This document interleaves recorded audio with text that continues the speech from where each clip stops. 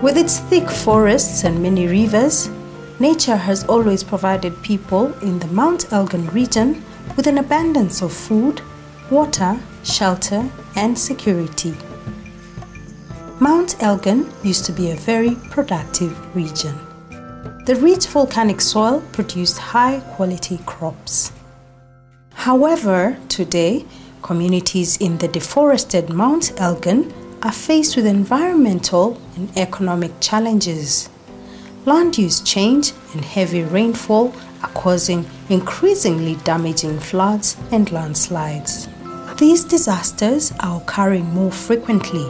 In 2012, one landslide on Mt Elgon left 250 people missing and 100 dead. 2 years earlier, another took 360 lives. These events are uprooting entire communities.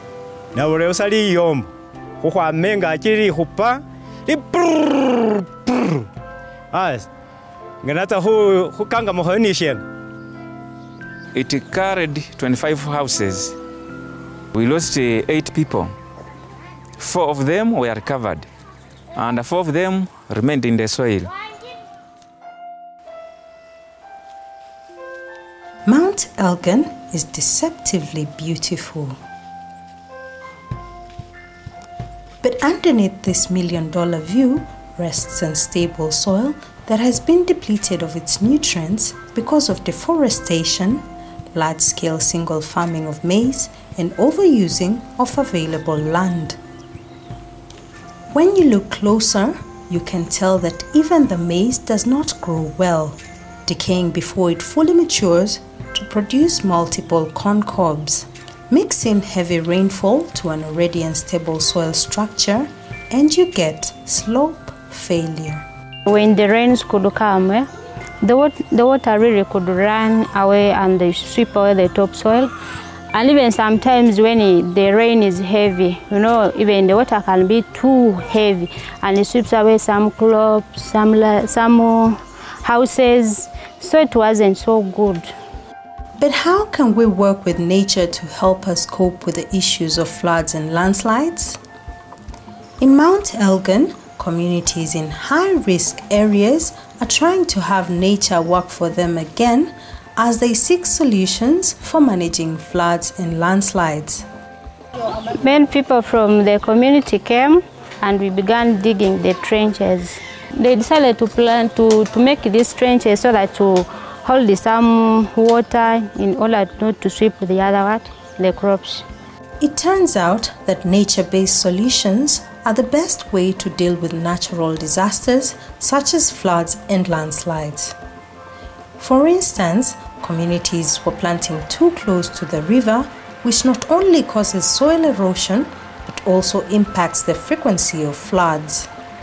In this instance, IUCN's nature-based solutions tackle this problem by getting people to leave a 6-meter buffer zone before starting to plant crops. This practice not only prevents runoff, but also allows for natural vegetation to grow back that helps to keep the water clean.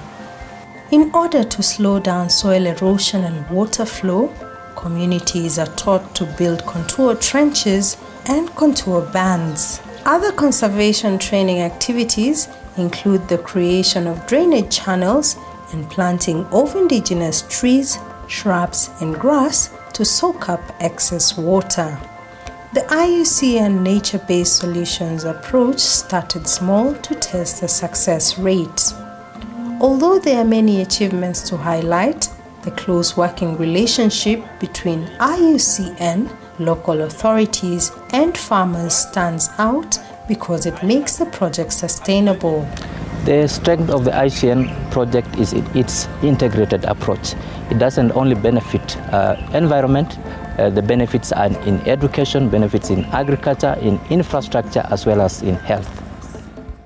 Wangari Maathai rightly said, if you destroy nature, nature will destroy you. This only means that we have to think nature to solve our current problems. If nature is the problem, then nature is also the solution. In Mt Elgon, We have shown that if we use nature-based solutions, we can reduce the challenges of floods and landslides.